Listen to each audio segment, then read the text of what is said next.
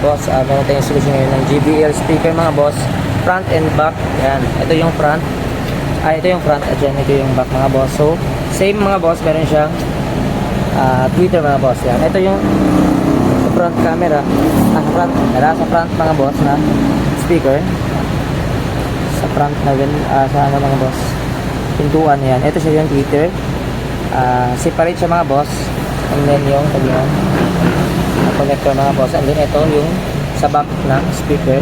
Yan, yung tweeter niya is built-in na siya, and then na nakalagay sa gitna ng speaker. Yan, it's messy. And then check natin yung quality sound mga boss ng ating JBL. Ito yung sa front muna tayo mga boss.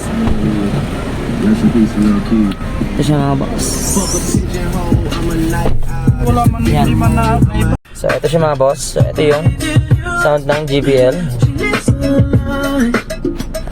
So wala talagang basag mga boss. Napakabuo lang naman. Hindi masakit sa tenga.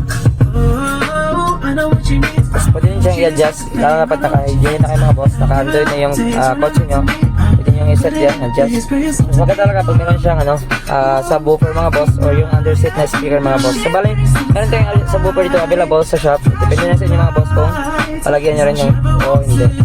So yun siya mga boss, ito yung sa ano mga boss, speaker niya sa front.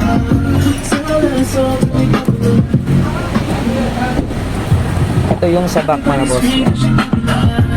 Yun na mga boss, for more inquiry, just visit us mga boss, Andres Auto Accessories. Ayan siya.